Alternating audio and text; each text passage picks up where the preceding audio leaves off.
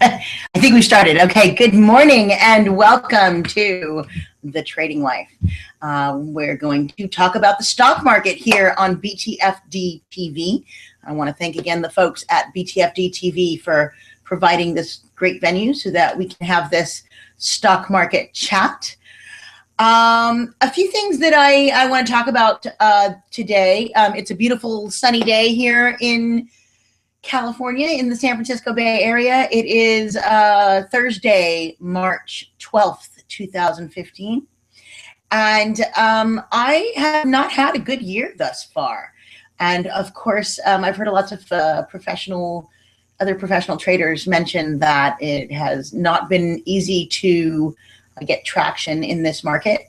But I think that that I have not been as focused as I need to be.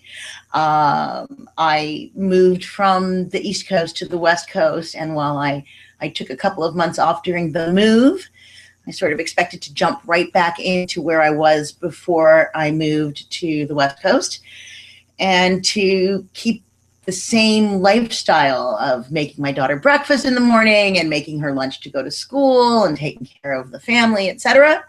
But it's kind of impossible because, of course, it's during the first hours of the market. So I have had a long discussion with my family, and they're going to become more independent because I need to focus here. And one of the things that I've talked about psychologically when it comes to trading is to be focused and to not try and trade when you have major life events going on, like having a baby or moving across the country, etc. Getting settled on the other coast has been more challenging than I expected it to be. The time change doesn't help because just as soon as it was starting to get light by 6:30 in the morning, again, it's pitch dark now that we've moved the clocks. I wish we would just do away with daylight savings, frankly.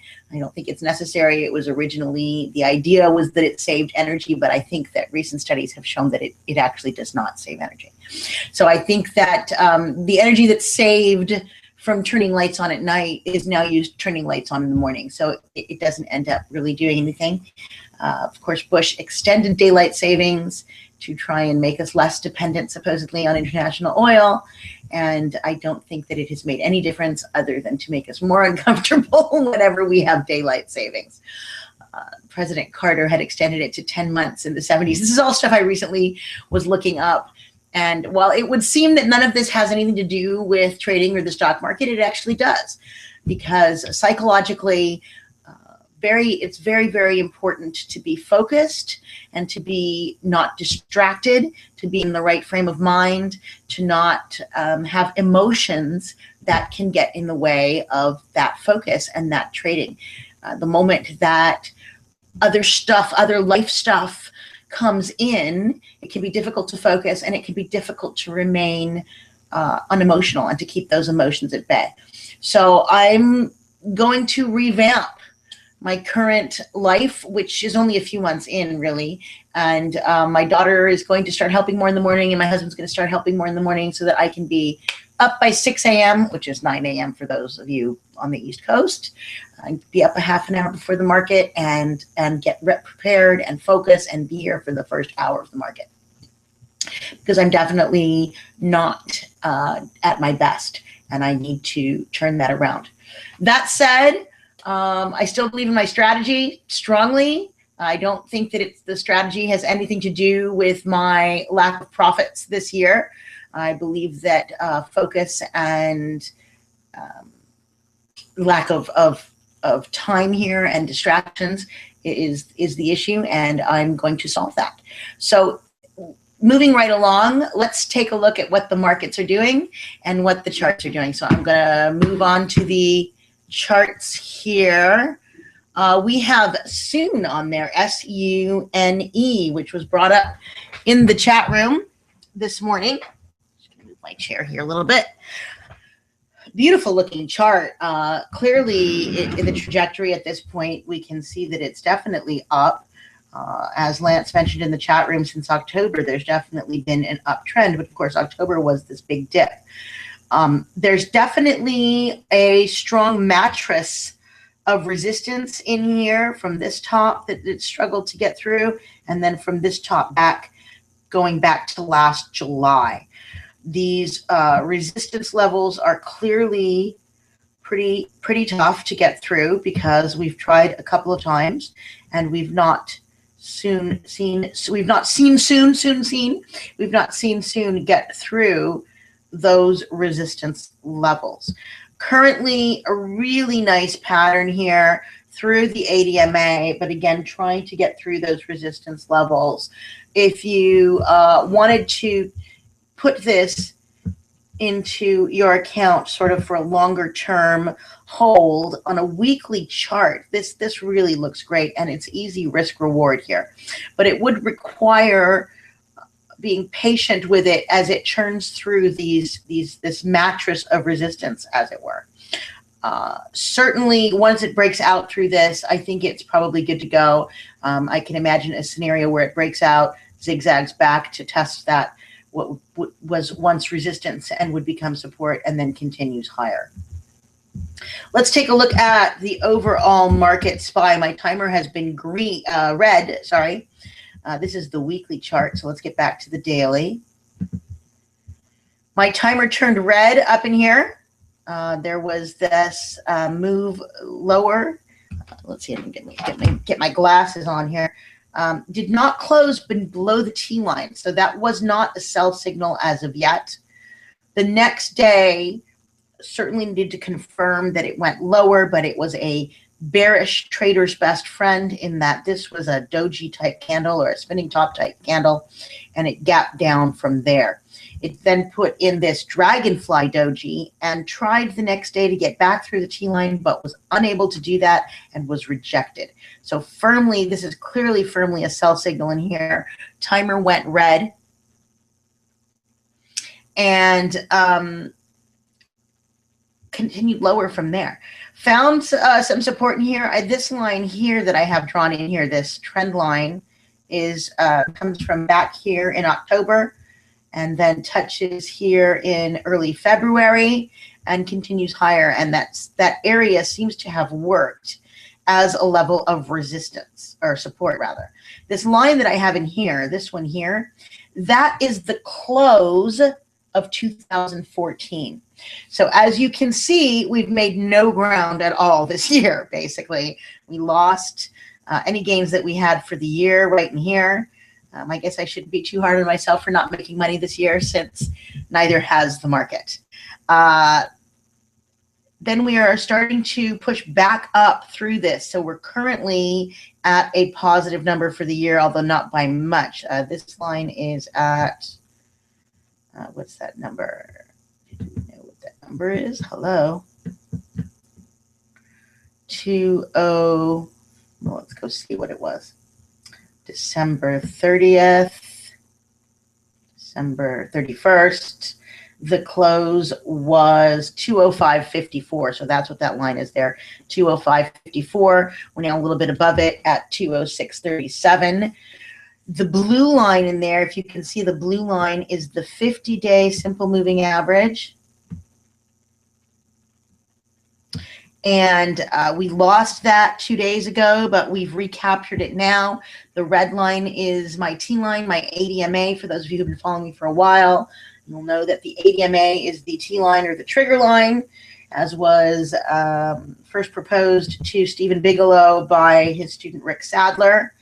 And I learned it from Stephen Bigelow, and am a great follower of this indicator. I think that it really works well. Stocks markets tend to go up when above the ADMA, the red line. You notice that it just follows it right up, and tend to go down when below it. You'll notice that it just continues lower when it's below. So we want to see this get back up through that ADMA before I consider this market timer to have turned back to green. Looking at some of the other industry indices, well, I'm having a tough time talking this morning. Here is the Diamond, which is the ETF for the Dow, and it's pretty much doing the same exact thing. It had lost that 50-day moving average 2 days ago, has recaptured today, is still below the 80 MA. The close on December 31st for this index was 177.88. So same kind of thing there. We had lost that in here. And the diamond, the ETF here for the Dow was also at a loss for the year the last 2 days and has now recaptured that level, and so is now slightly higher for the year. Keeping in mind that it's the middle of March, where we're not yet through the first quarter of the year, but so far it has not been an easy market to get a handle on, since it's just gone up and then lost that back down. And of course, the first month in January was this whipsaw action that's very, very difficult to trade on a swing term basis. Okay, reading what the folks are saying in the chat room. Didn't she say something about pregnancy getting in the way of trading, a new life-changing experience? So yes, I did actually. Here, let me come back to me. Let me explain that. What's the name of that amazing trader? Bulldog something. And he did that speech at Amherst, and I've posted it a few times. And he talks about life-changing experiences, not trading during life-changing experience. I am not pregnant, if that's what you're thinking. I'm a little old to be pregnant, actually. I don't think I can even get pregnant anymore. But I've seen other pros. Somebody I know fairly well, a money manager at a large hedge fund who, you know, had a down 12% year when he had babies, twins actually that year, and he couldn't figure out why he was down. Like, well, clearly it's not because, well, it's because you're distracted. Oh no, I'm not distracted. You just had twin babies. You're not even getting enough sleep. Oh, I'm getting plenty of sleep. We have a baby nanny, baby nurse. So, you know, okay, down 12%. I think that you were a little distracted. So we try to have these life experiences, and we think of this as a job, and most people who have a regular job can have their life happen and it doesn't affect their job. You know, if you're working in an office and you have your family has a baby, your wife has a baby, you have a baby, whatever, you move, you know, for a new job across the country, whatever, it doesn't tend to affect your job, because your job is so, you know, specific. Normal everyday job, people who have everyday jobs, who work in an office or who work in, I don't know, wherever you might work. I guess office is the main thing I think of, a restaurant or any of those things. Your job's not going to be necessarily affected by what's going on in the rest of your life. It might, certainly you lose focus. I think certainly happens to students when they have big life changes. We see kids who suddenly struggle in school and their parents get a divorce, or when they have a new baby brother or sister born, etc. But with trading specifically, because it's all about profit and loss, and it's so important to keep emotions out, and people tend to let their emotions get into their trades. Our emotions generally protect us. We have those emotions to protect us. We have fear so that we can keep ourselves safe. We have sadness so that we can keep the good things in our life. I mean, our emotions are there to keep us safe and to protect us. But when it comes to trading, they have the opposite effect. And that's because it has to be mechanical, but we're not mechanical. We're human. And we don't have to be mechanical in most other professions. But in this profession, absolutely 100% have to be mechanical. Absolutely 100% have to keep every emotion at bay. But we're emotional beings. So how do we do that? We have to figure out a way to be able to focus and keep all the other emotions out and keep all the other distractions out. So if I have to make breakfast and lunch for my daughter in the first hour that the market's open, that it's going to be very hard for me not to be distracted and not to keep my emotions at bay, because that actually, keeping those emotions at bay for trading actually takes focus. Getting frustrated, we get frustrated when we have losses. We have all of the psychological things that I bring into my trading, I think are, 90% of the game. 10% is stock picking, and 90% is the psychological stuff. For example, I'm always saying I never expect to be right more than half of the time when it comes to my stock picking. I tend to be, over the years, maybe not quite so much this year, but I tend to be right about 60% of the time, and that's tremendous, because the best traders on Wall Street don't tend to be right more than about half the time. But we make profits by selling the losers early and keeping the winners longer and keeping the odds in our favor. And there's all these other things. Like I make such a big deal out of not using certain words that trigger emotions. We don't even realize what our psyche does. I don't like to get angry when my stock doesn't go the right way. I just accept it because I anticipated it. I expected it from the beginning. If I'm getting angry and I'm getting frustrated, that's when I'm more likely to maybe, make mistakes, to do revenge trading, to try and get that money back. I've seen so many traders who do that, you put too much on a position, and that will make you emotional because you lose more than you really have a tolerance for. So you have to figure out what your risk tolerance is. And all of these different things that help to keep emotions at bay. Not doing mental accounting. Mental accounting is, for example, when you have a few good trades and you have made some money and you think, okay, now I have house money to play with, and then you take bigger risks and you give it back. Okay, mental trading, that's exactly one of the things that can happen emotionally when you're winning. So you have to keep those emotions at bay when you're winning. You have to keep those emotions at bay when you're losing, and you just have to stick with your strategy. Whatever that strategy is, it likely works well if you stick to it 100%. I'm not sticking to my strategy 100%. When I look back on my couple of months, I'm not 100%. I'm close because I've been doing this a while, and I'm pretty good at being mechanical.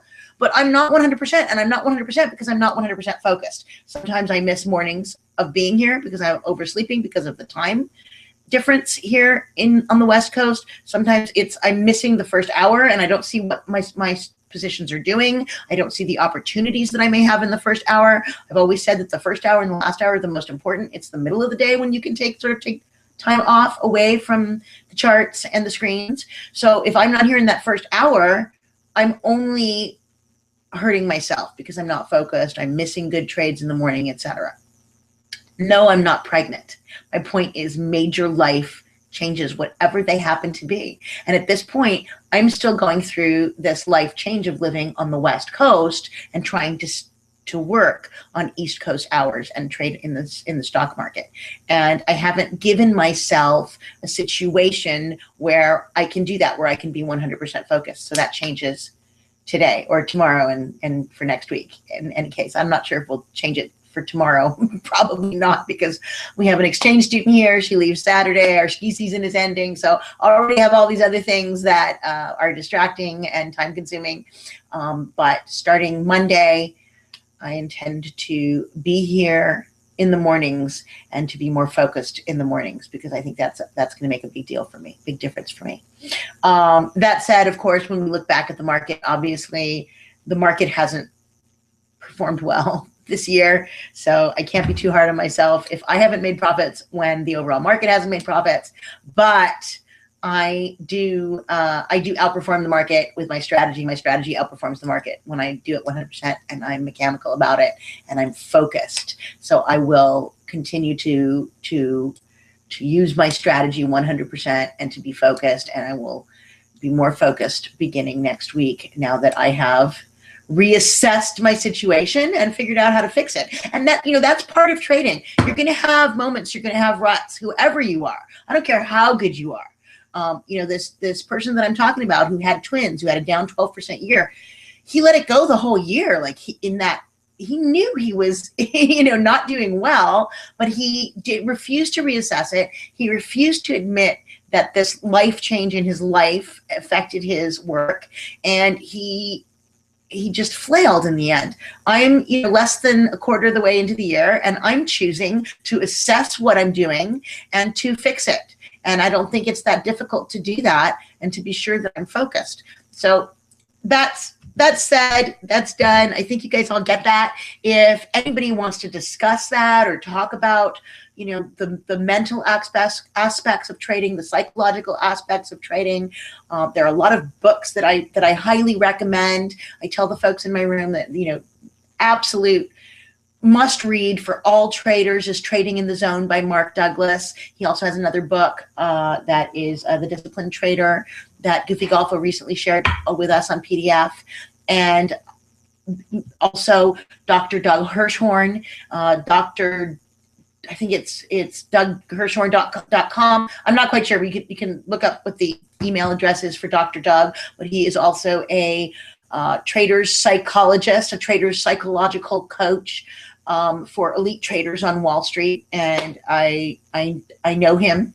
I don't know if I would call us friends, but certainly we've had several nice conversations, and he signed his last book to me. And his last book, The Trader's Playbook, is written more for the elite investor, hedge fund kind of person. However, there's so many correlations, even for us here as swing traders, that I also highly recommend his work and his books. As far as, and his video, he's got videos on his website, some great videos. He talks about mental accounting, etc. So important. 90%, again, psychological, have to be focused, have to keep emotions at bay, and have to keep those distractions at bay as well. So like I said, I decided to reassess why I'm not outperforming the markets here. Regardless of the fact that they aren't doing well themselves, I should be outperforming them, and I'm going to change my current schedule, my current routine in order to do that. So there it is. Back to the charts. Let's see here. I could go back to these charts so we can start talking about them again. And okay, so there's the DIA. Let's go and see the IWM. I need to put my glasses back on here. Okay, there's the, ooh, look at the IWM. So this is the small cap, the Russell 2000 ETF, or the RUT, as we sometimes call it. And beautiful, beautiful chart here. Clearly found support here on the 50-day moving average. This level here was a level that it had broken out of from over here. And then clearly it's not really that important anymore because it lost it and came back through it. You don't need this line in here either. This is that same level, right? That's, yeah, that's clearly, that's a strong level. And interestingly, this is exactly where it popped back through today. I think it's using that as support, as well as the ADMA. Nicely bounced off the 50-day moving average. The IWM is definitely doing well. The Qs have been underperforming a bit, although they did not lose the 50-day moving average, which is actually stronger than the SPY and the diamonds, but still well below the ADMA or the trigger line. Clear sell signals in here. You have this bearish doji sandwich that told us it was still needing to go lower, right? You had this was a bearish left-right combo. You actually had this. This is actually a bearish cradle in here because you have this green candle, and then you have these dojis, and then you have this red flush candle, and that's a bearish cradle right there. There's your sell signal. So it's no wonder that my market timer turned red. All of these were suffering. Some bad news came out today in tech. Intel pre-announced guidance lower. And we know sometimes they do that because they want to be able to outperform once they release earnings, so they lower guidance. Sometimes they do that because it's true. Sometimes they do that because they're panicking. Who knows? It's impossible to know, but it has hurt some of the other tech stocks that we've seen. Apple here, though, Apple is looking good today, is coming back up. I'm basically trading Apple on a weekly chart because I believe it's a buy the dip stock. As you can see, it bounced right off the 8-week T-line here on the weekly chart. So might be an opportunity to actually add to this in order to lower my cost basis. I'm currently down on this 3.88%, not tremendously, but I could certainly lower the cost basis by adding to that, and I might do that in today or tomorrow. The other one that I had put on yesterday, half size position, I put on a half size because the market timer is red. However, this is one that is a French company and should benefit from European QE. I think we certainly saw that yesterday when I put it on. It was a trader's best friend from this doji, followed by this gap up through these lines of resistance. So I believed that that was a good buy signal. It did not confirm today because it's gone lower today, actually lost the T-line, but bounced really nicely off the 21-day moving average. I will likely give this another day as long as it doesn't get much weaker. When I look at this on the weekly chart, you know, this is still a really nice looking chart. It's trying to get through that resistance, but it's above this 8-week T-line. We have a doji sandwich in here that is a bullish doji sandwich. This candle for this week does not look bad at all. This, again, I only put on a half position because the timer's red, so that allows me also to give it a little bit more room.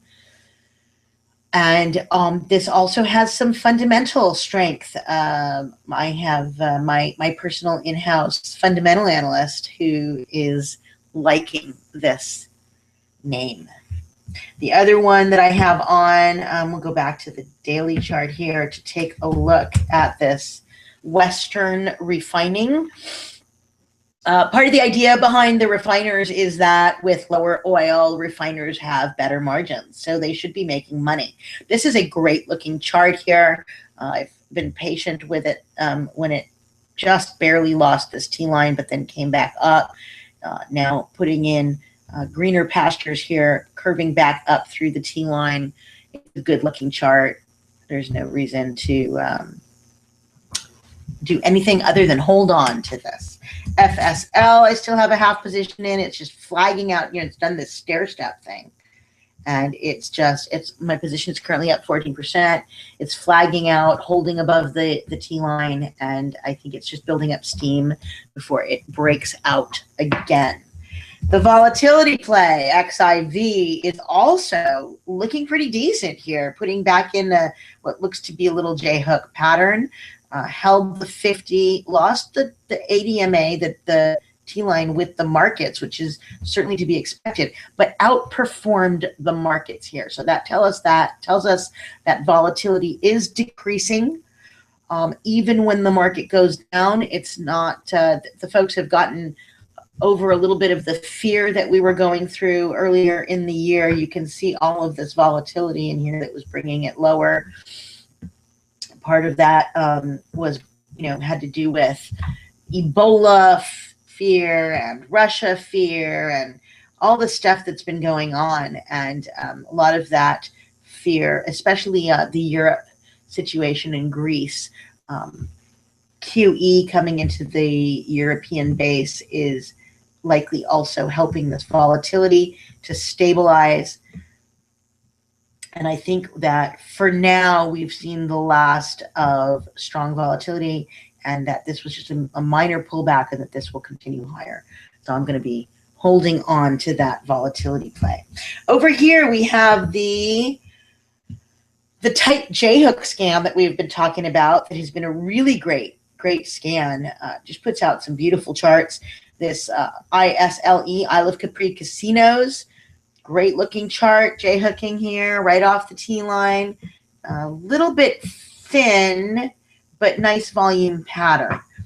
Not too thin to trade, but just, you know, on that sort of thinnish side.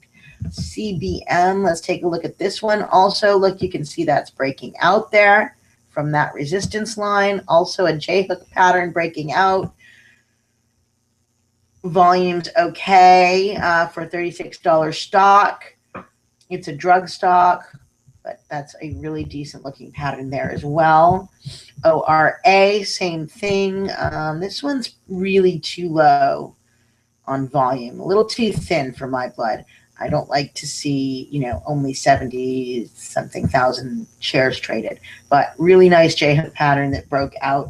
For just looking at patterns, you can see these are really nice patterns. RTI, it's kind of high and tight, I think that probably has some time left in it to go sideways to let this T line catch up. It had this big gap here, probably had earnings, and was, no, I guess it wasn't really. It had some thin moments, but it was thin up until very recently. So I would definitely be cautious about that. And again, my market timer is red, so I don't recommend putting on any longs at this point. At this point, we're just getting ready to see what charts are out there. OLED, that's a nice chart. Also a J-hook breakout.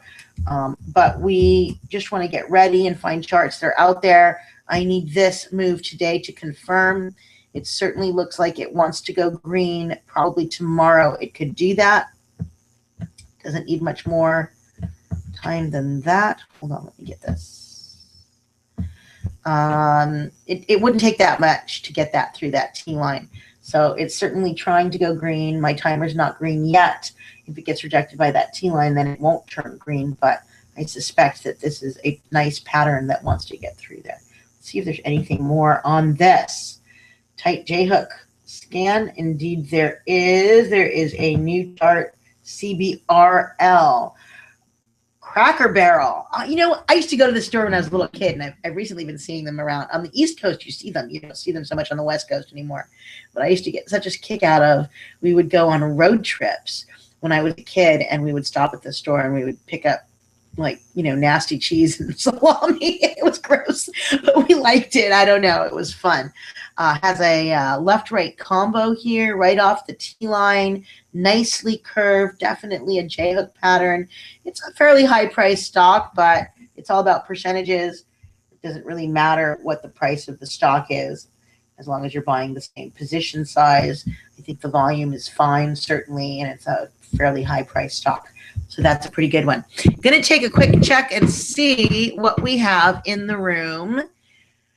Tickers. Okay, so a few tickers to look at from Lance. This Hain is a beauty. He brought that up. He's actually been, Lance has been watching this Hain for quite some time. This is a really nice chart in here. And I note this support resistance level seems to be, you know, about or in the same range here.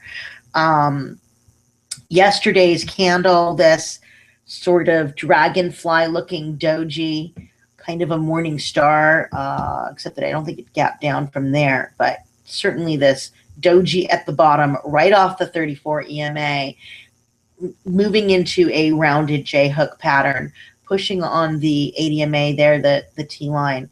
I think this is a really, really nice looking chart. Look for that confirmation tomorrow, and hopefully the timer will turn green and we can get into that one. Another one, a few more that he's mentioning, ACT, also a beauty. Really, really nice chart here. It is drugs, but boy, the drugs sure have been. My staying out of drugs, staying off drugs, the whole thing that I've been doing that for kind of a few years here. In fact, I'm going to talk about that. Let's go back to me. Hi there, here I am. Yes, I'm wearing the glasses. It's really hard to take them on and off, and I know they're reflecting. I need to get anti-reflective glasses. But what I was going to say is I have been off drugs for a couple of years. I stopped trading drugs pretty much, 100%. I hardly ever will put them on because they tend to be so volatile. I feel that that the signals are unreliable, but that has not been the case. And I probably would do my trading some good if I took some of these really nice signals on these drug stocks. So I'm also reassessing how I feel about trading drug stocks. I can certainly keep that in moderation so that I keep the whole drug risk low, but I'm going to be less sketchy about trading these drug stocks, because clearly they've been where everybody's been making the money this past in the past year or so. All right, back to the chart. Let's take back a look at this. This ACT, really nice looking drug chart. J-hooking here. It's really nice. I really like it. Lulu. Oh, Lulu's cute. Look at Lulu.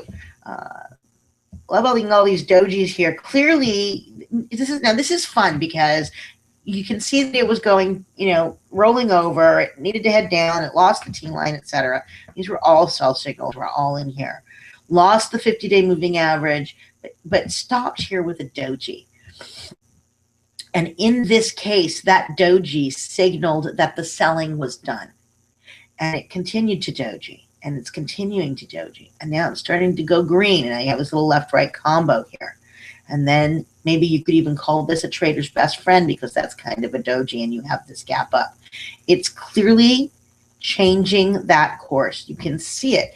Mr. Bigelow loves to say, observe the obvious. Well, that's pretty obvious. It needs to get through those moving averages, though. This is the difference between knowing whether something's a bear flag or, going to become like a dreaded H pattern that's going to go lower, or if it is indeed actually a reversal of the chart.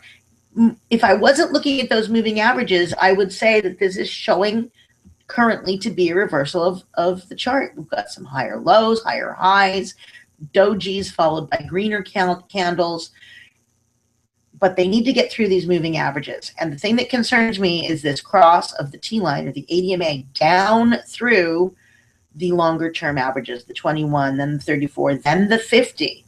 So we need to see that cross back up. We need to see this cross back up, get through that ADMA before I would recommend an entry in here. Definitely worth watching. Again, we have the markets possibly going to turn green in the next day, and then this could get through that moving average and could be a buy in there, and is definitely one that's worth watching in light of the possible green timer.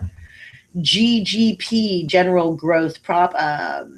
I know you brought this up yesterday. It was just starting to break out of this downtrend line, getting through that ADMA. Looks even better today, is confirming with higher prices. Gets now through the 21-day moving average, has the 34 right there in the 50, but definitely has potential to go higher. I would like to see some more inflection on this ADMA, because again, it crossed down over all of those moving averages, making this a more bearish chart.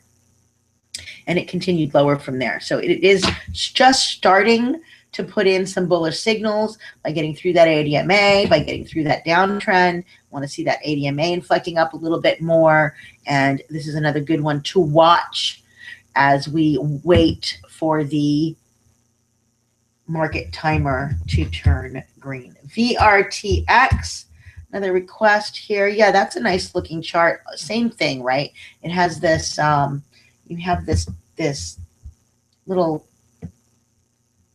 descending wedge here, which looks to be like the handle on a cup and handle, and I'll show you that as well in a moment here. So we have this little descending wedge, clearly. Oops, come on. There you go. Little descending wedge. This is our cup here. Look at this beautiful cup right in here. And then this becomes the little handle. So it looks like this wants to, you get this doji stopping right on the T-line. It looks like it wants to move higher. The other moving averages are all bunched together here, the 50, the 34, the 21, the ones I like to watch. The 200 is rising well below. This ADMA crossed above through those higher moving averages. So that's a more bullish sign. This is actually overall a more bullish chart. It is drugs, which maybe that explains it, because drugs have been bullish. But this could be, bought tomorrow on higher trading. If this opens above the T line and this closes like this with this doji, that's a buy signal. And you could easily buy that with a stop just below the T line, and that would be a really nice chart. All right, I'm just going to take a quick look through these. Looks like W is one that GG is looking at. Yep, really nice chart. Wayfair, is that like a British company? Is that a British department store? Is that what that is? And is it gapping around for currency issues? Maybe not. I'm not really sure. Certainly a really nice little J-hook pattern here. Let the T-line catch up after it popped higher, gapped higher, was too far away from the T-line. T-line is caught up, and now it's starting to curve up and move higher again. So really nice looking chart there. Setting up as a hooker after checking out the corner. Yes, indeed, that is true. All right. Usually Raj soon suckered you out. I see you saying, Sylvan. And and that happens. You got soon is a really nice look right now. And I think when we talked about this, when you got out, you had good reason to get out. This was a bearish doji sandwich. You didn't know if it was going to go any lower, and it was the prudent thing to get out. You could have bought it back yesterday when it came back through this ADMA. You could buy it back today. It's very reasonable still. It's still below resistance. It's still above the ADMA. Or you can wait until it gets through that resistance. Or you can buy a half a position here since it's low risk reward because it's not far from the T-line, and you would get an entry at a lower level, and then you add, if it confirms higher, the other half. But I wouldn't be concerned about the fact that it shook you out, because you did the right thing. You were following what you were being disciplined, and you were following what it told you. And it's, again, if when we look back at this, you can see that's really strong resistance in here. That it's this little mattress of resistance, and it needs to get through that. So it's not surprising that it's going to take some time to turn through it and before it gets out of that. And it's not surprising that it would, in that case, shake you out. You could certainly trade it based on the weekly chart. Let's take a look at that. You have that same, look at all these stuff I've got in here. Let's see if we can get rid of some of this. It's so funny because it's all old, right? I still have my cold just a little bit. It's mostly gone, but you can hear that I'm still a little stuffed up. This is this sort of big cup in here that had this huge move higher last year from 2012 through last year, 2012, 2013. Look at this huge rally. It's consolidating. It's not surprising that it would consolidating after that big move. It needs to catch up to this price, right? And then it's created this very strong line of resistance. You can see it on the weekly. That would be another way to trade this, is to trade it on the weekly chart, because you have, it's again just right following these moving averages are all bunched together, and these are the weekly moving averages. So that's the 8-week exponential moving average, the 8-week T-line, and it's following right above it, right on it. And it has these, it just crossed up over the 50-week simple moving average, as well as the 21-week simple moving average, as well as the 34-week exponential moving average. So this is a really bullish chart in here. It just has this resistance to get through. I think it would be perfectly reasonable to buy this with a stop even below the 8-week T-line. 21, let's see, you're looking at, it becomes an 8% risk, which is, kind of risky, which is why I usually say you can get in and then get out based on the daily chart. But if you wanted to put on a half position and just trade this on the weekly chart, I think this is a very bullish chart, and it's likely to get through that. And I might even consider putting a half position on myself. Certainly if the timer turns green tomorrow, I think this would be a great one to get into, because it's definitely been showing us a lot of bullish signs and is looking really nice. Just looking to see it, usually Raj has some tickers he likes to see, and I don't see any on there from Raj. So I'm assuming you guys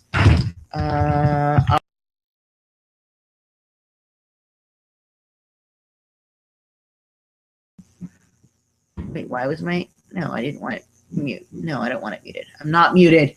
I am not muted. I know you can all hear me. Yes. SPLK. All right, one more. Let's see this SPLK. Oh, this is the weekly chart. Let's get back to the daily. Not a bad weekly chart, actually. It's kind of holding some levels in here. Daily chart looks really nice, because look at these. You have this move down. I think we were talking about this yesterday as well. And you have these dojis in here right on the 50-day moving average. Clear support there. And it has had clear support there before. If you look in the past, in early February, it's also had clear resistance there. So some stocks really, really adhere to those indicators, the moving averages, those support and resistance levels, and others just, slide right through like butter. This one really, really adheres to this 50-day moving average in terms of support and resistance. It also adheres to the ADMA beautifully. When it's above it, it goes up, and when it gets below, it goes down. This bearish belt hold in here, I'm not sure, was that earnings? It clearly gapped up out of the range and then came all the way back down to the T line, and then at that point went lower from there. So that's what we would call a bearish belt hold, and is now put in this descending wedge, is starting to curve back up. Double doji left-right combo, tapping at the T line, has a little bit of work to do, but definitely one to watch. If it gets through that T line and the timer turns green, I think you can easily look at a target of this swing high close to $75. So that's a nice move in there. Take a look again back at the SPY, see how it's doing. It's continuing nicely, staying above that 50-day moving average, and still has work to do before my timer turns green. My timer's still currently red. So what I'm doing is I'm just managing the positions that I have. Yes, I took the glasses off.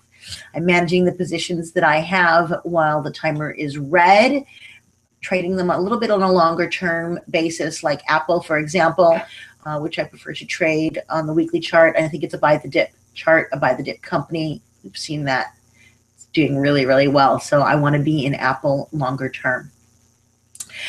Other than that, I don't see you guys posting any more tickers by request. So I'm not seeing, let me just double check to make sure nobody has sent me any in email. No requests for tickers in email. So I think that does it. Take a look quickly back again at my portfolio. I have the volatility trade, FSL, Apple, STM, the French semiconductor company, and WNR, the refiner.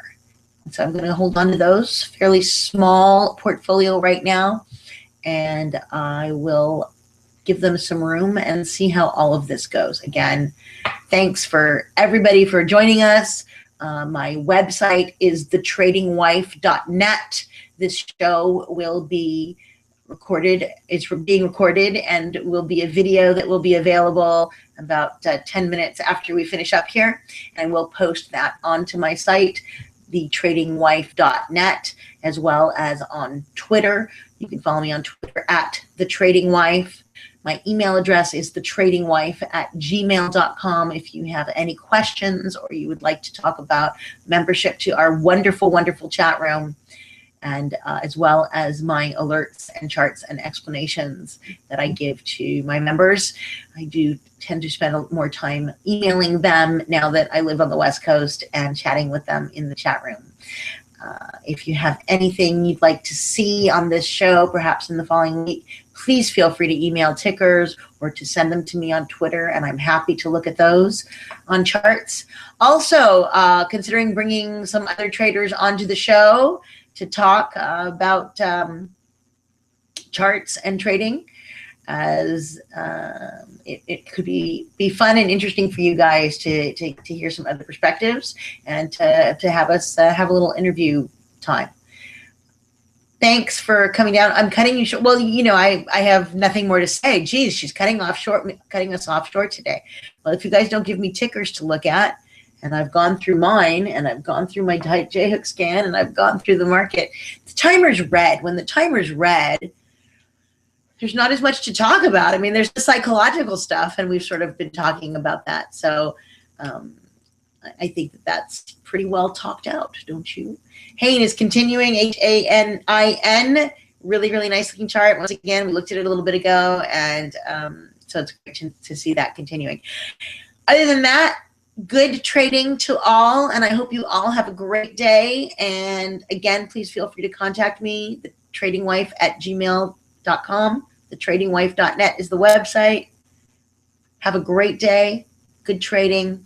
Thanks to BTFD TV for providing this venue. I'm just going to, I feel like I'm just rambling at this point, so I'm just going to say goodbye.